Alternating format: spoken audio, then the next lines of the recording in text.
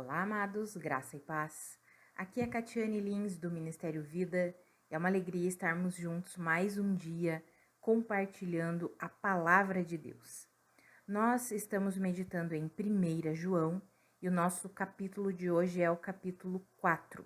Então, antes de nós continuarmos aqui, só reforçando o aviso que eu tenho dado aos irmãos, nós encerraremos os nossos devocionais, as nossas atividades como ministério, agora na sexta-feira, na próxima sexta-feira, no dia 22 de dezembro. E aí nós teremos um tempo de descanso, um tempo de intensificação mesmo na nossa comunhão com Deus, para compreendermos tudo que o Senhor já tem nos direcionado muitas coisas, já tem iluminado o nosso coração a respeito de muitas coisas para o ano de 2024, mas nós gostamos de tirar o primeiro mês do ano ali em comunhão mesmo com o Senhor. Então, nós retornamos os nossos devocionais, os nossos estudos no dia 5 de fevereiro de 2024. Então, encerramos sexta agora, dia 22, e retornamos no dia 5 de fevereiro.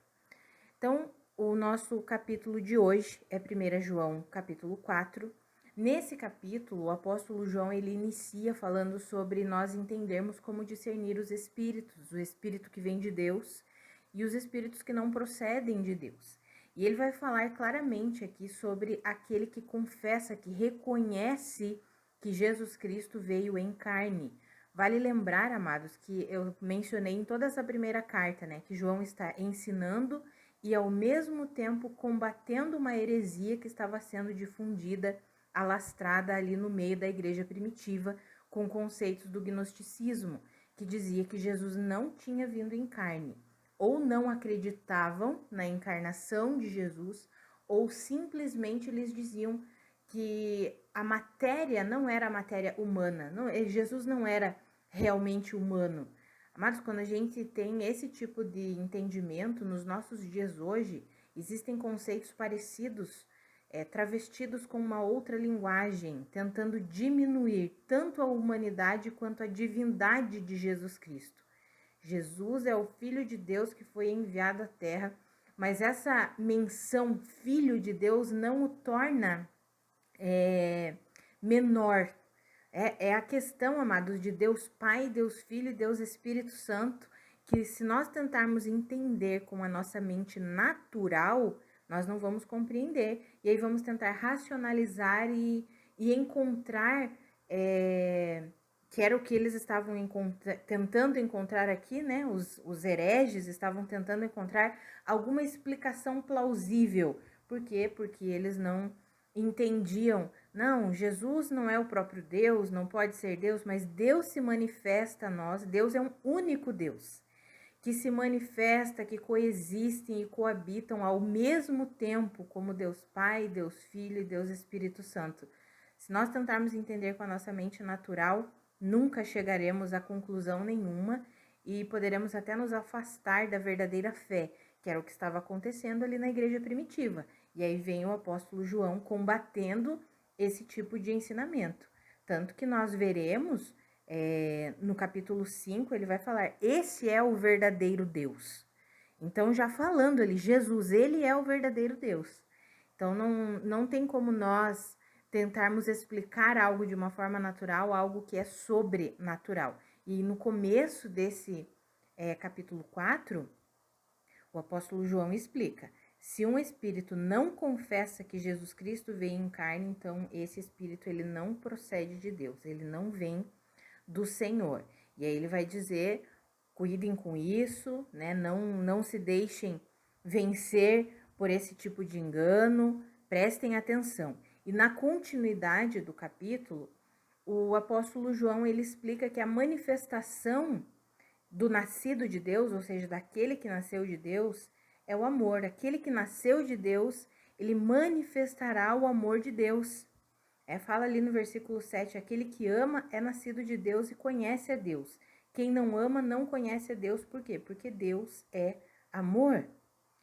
E aí tem um versículo que fala ali, o versículo 9, né? Vai dizer, e foi assim que Deus manifestou o seu amor entre nós. Como que ele manifestou? Ele enviou Jesus, o seu Filho unigênito ao mundo, para que nós pudéssemos viver por meio dele. Ou seja, nós precisamos aprender a viver por meio de Jesus. Tanto que na conclusão desse capítulo vai explicar, nós amamos, ou seja, nós podemos manifestar o amor de Deus. Por quê? Porque Deus nos amou primeiro. Então, essa manifestação da vida do novo nascimento, da vida da regeneração, que é o amor, só é possível por quê? Porque Deus amou primeiro. E aí o devocional que eu quero compartilhar com vocês hoje, amados, é o que está aí no versículo 18. Quando João faz ele forma como se fosse uma antítese entre o medo e o amor. Um não tem nada a ver com o outro, um é o oposto do outro. E aí João escreve assim, ali em 1 João capítulo 4, versículo 18, está escrito assim: no amor não há medo, ao contrário, o perfeito amor expulsa o medo, porque o medo supõe castigo. Aquele que tem medo não está aperfeiçoado no amor. Veja que interessante, amados, é uma antítese, não tem como nós vivermos em amor e em medo ao mesmo tempo. A palavra diz que no amor perfeito de Deus, não existe medo. Por quê? Porque o perfeito amor de Deus expulsa o medo. Aqui na NVI, em outras linguagens, fala porque o medo supõe castigo, o medo traz consigo, né, uma pena. Mas na ARA, na Almeida Revista e Atualizada, fala assim, porque o medo produz tormento.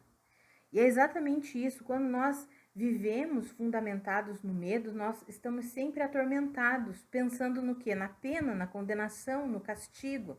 Por isso que aqui fala o medo supõe castigo, e ele produz um estilo de vida atormentado. E não é esse o estilo de vida que Deus tem para nós. E hoje eu quero compartilhar com vocês, amados, algumas ramificações do medo. 3 ramificações, quero falar sobre 3 ramificações do medo, que são estilos de vida, que se nós não nos percebermos, muitas vezes nós estamos vivendo assim, e isso significa que nós não estamos aperfeiçoados no amor de Deus. Porque esse texto deixa bem claro que o amor de Deus, o perfeito amor de Deus, expulsa todo medo. E todo aquele que tem medo, ou seja, que faz suas escolhas fundamentadas no medo, não está aperfeiçoado no amor. E aqui fala sobre um estilo de vida, amados. Fazermos as nossas escolhas, tomarmos as nossas decisões, vivermos fundamentados no medo ou no amor. As duas coisas ao mesmo tempo não tem como.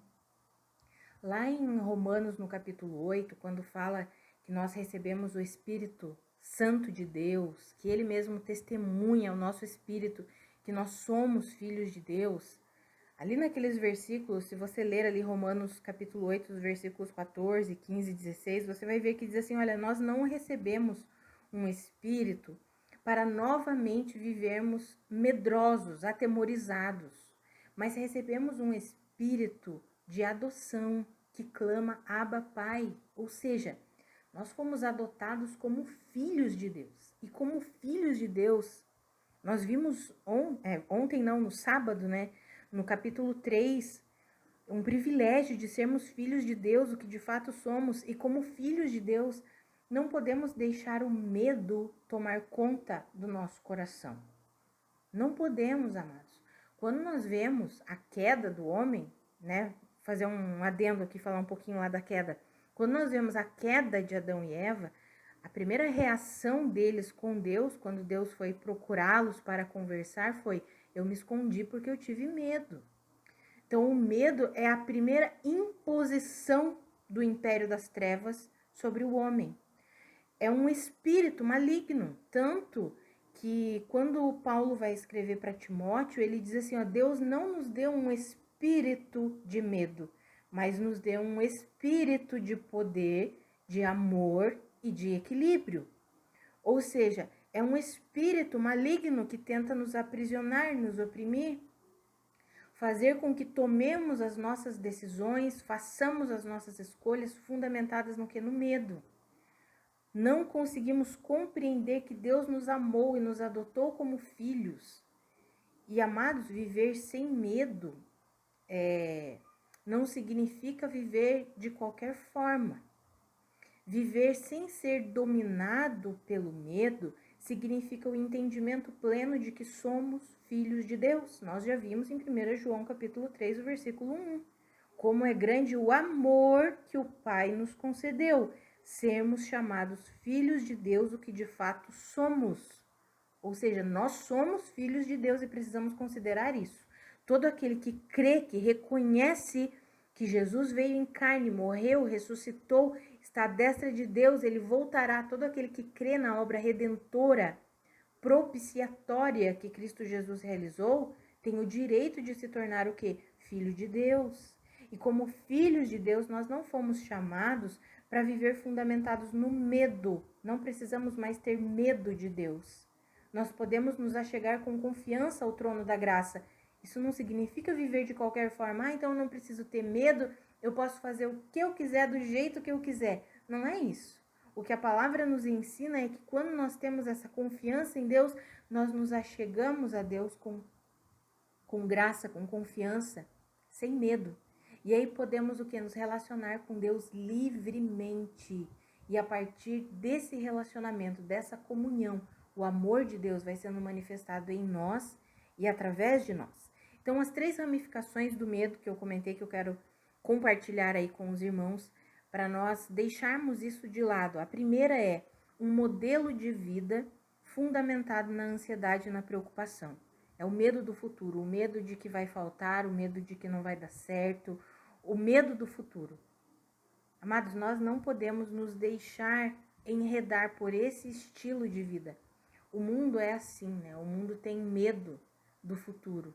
Então, tenta fazer milhares e milhares de coisas para evitar a perda, para evitar o dano. Meu Deus, eu tenho medo que isso aconteça, isso pode acontecer. E as pessoas começam a tomar decisões, a fazer escolhas fundamentadas nessa preocupação com o futuro, que é o medo. É uma das ramificações do medo. Outra ramificação do medo é a inveja. Por que a inveja é uma ramificação do medo? Eu considerei aqui uma ramificação do medo porque a inveja é o medo de ser pior do que o outro. Eu não posso ser pior do que o outro. Isso é um conceito extremamente maligno das trevas que o mundo adotou, porque o mundo jaz no maligno. Então, o mundo adotou esse modelo de vida, da inveja. O outro não pode ter mais do que eu, o outro não pode ter um dom diferente do meu, o outro não pode, e aquilo vai gerando um rancor, uma inveja, uma amargura. Isso tudo é um medo de ser pior do que o outro. É o medo de que Deus abençoe mais o outro do que a mim. Aí eu deixo meu coração ser inundado, invadido pela inveja. Amados, isso é extremamente maligno. A gente precisa abandonar isso, e a gente leu aqui no versículo 18 que o perfeito amor expulsa todo medo. Quando nós podemos ver, perceber e conhecer o amor de Deus por nós, a inveja vai embora. A outra ramificação do medo, a terceira, é uma negligência para com Deus, ou seja, uma falta de temor a Deus. O medo nos leva a essa falta de temor a Deus. Por quê? Porque aí nós começamos a andar fundamentado na opinião das pessoas. Nós começamos a ter medo da reprovação das pessoas e deixamos de lado a vontade de Deus, negligenciamos as prioridades do reino de Deus e começamos a valorizar as prioridades do homem, valorizar a opinião do homem, tudo isso por medo da reprovação das pessoas. Então, o medo, amados, ele nos leva a um modelo de vida ansioso e preocupado, invejoso e negligente com Deus, com as prioridades de Deus, com as prioridades do reino de Deus. Esse não é o modelo de vida que o Senhor tem para nós. Por isso que a palavra nos garante que o perfeito amor de Deus, ele expulsa, ele lança fora todo medo. É por isso, amados, que quando nós vivemos fundamentados no medo, nós vivemos em tormento. Veja como é atormentador viver debaixo da ansiedade, da preocupação, da inveja e da falta de temor a Deus. É viver em tormento. Mas o Senhor nos amou de tal maneira, amados, nos amou de tal maneira que Ele mesmo, o amor de Deus, porque Deus é amor, expulsa todo medo. E aí nós não precisamos viver fundamentados, alicerçados no medo. Não precisamos demonstrar através do nosso estilo de vida uma vida assim, ansiosa, preocupada, invejosa, negligente. Não precisamos disso. Amados, a minha oração é a mesma oração que o apóstolo Paulo fez pela igreja de Éfeso. É a mesma oração que eu faço por mim e por todos os meus irmãos. Que eu e você conheçamos plenamente o amor de Deus, a altura, a profundidade, a largura, o comprimento, e então sejamos cheios da sua plenitude. Quando conhecemos o amor de Deus, nós vamos sendo cheios da plenitude de Deus e o medo vai indo embora. E aí nós nos tornamos pessoas livres para tomar as nossas decisões fundamentadas na vontade de Deus, nas prioridades do reino de Deus. Aí nós começamos de fato a buscar a Deus, o reino de Deus e a sua justiça em primeiro lugar, sem temer as outras coisas. E o Senhor mesmo vai acrescentando todas as coisas.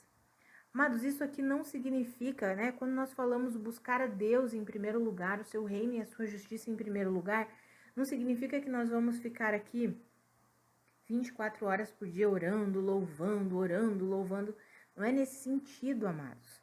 Todos nós precisamos o quê? Temos trabalho, cuidamos da casa, temos todos os afazeres comuns que todas as pessoas têm.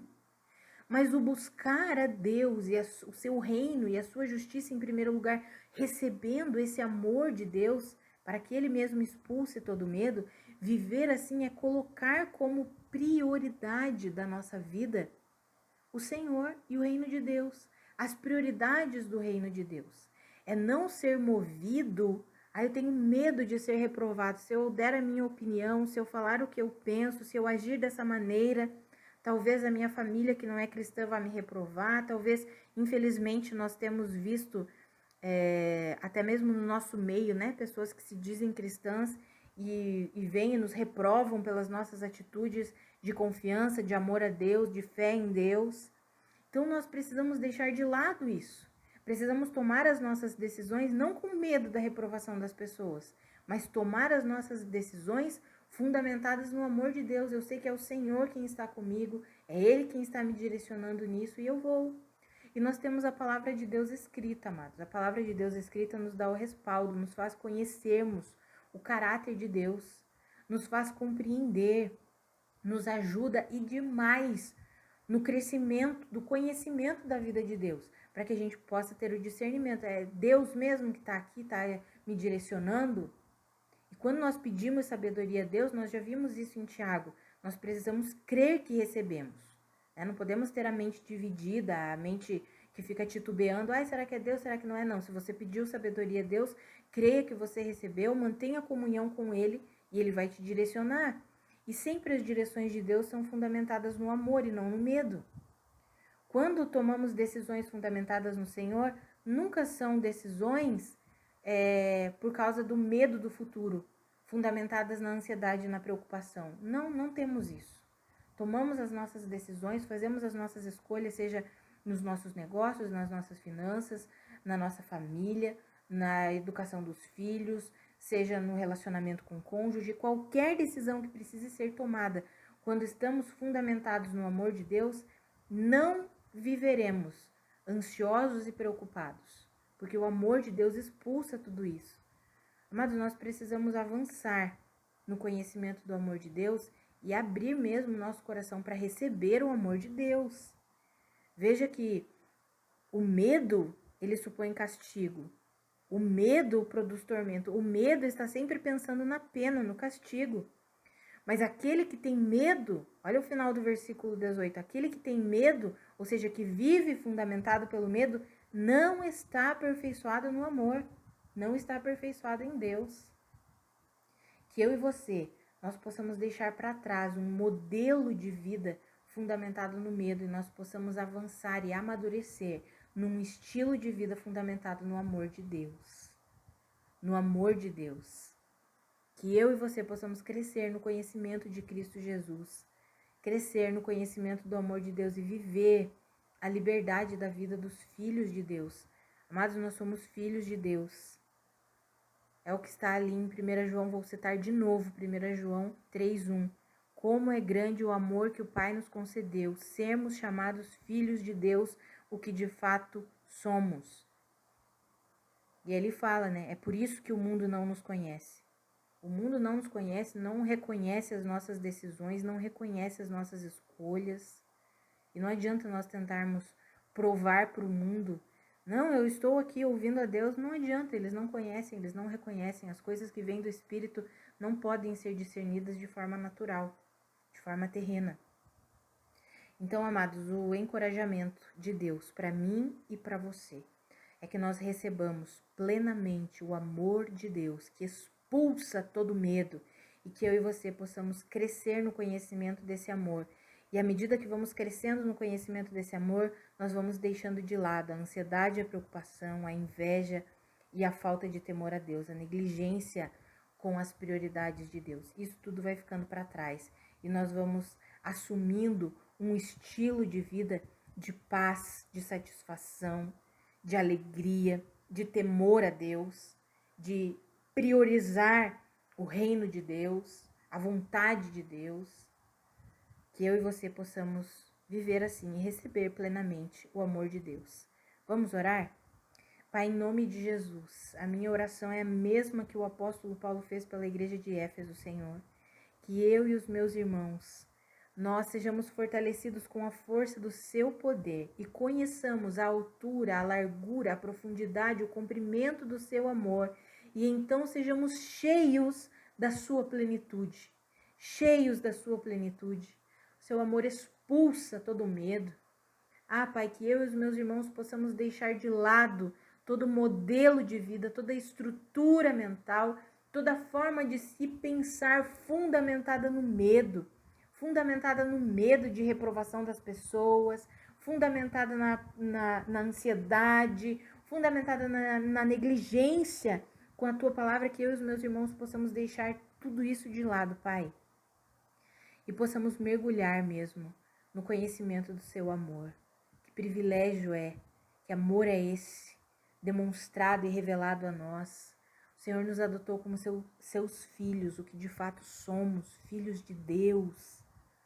Ah, Pai, que privilégio é esse, que eu e os meus irmãos entendamos a vida de filhos de Deus, sendo guiados, instruídos, ensinados, corrigidos por um Pai de amor, um Pai que é amor, que nos corrige para o nosso próprio bem, para que nós possamos desfrutar de toda a alegria, de toda a bênção que o Senhor tem para nós, porque o teu reino é justiça, é paz e é alegria, e é assim que o Senhor quer que nós vivamos, em justiça, em paz e em alegria. Esse é o modelo de vida para os seus filhos, um modelo de vida de satisfação. Que eu e os meus irmãos possamos compreender isso e receber plenamente o seu amor e deixar ir embora todo medo, todo medo. Nos ajuda nisso, Senhor, em nome de Jesus. Amados, que a graça e a paz do nosso Senhor Jesus Cristo sejam multiplicadas sobre a sua vida. Um grande abraço e até amanhã.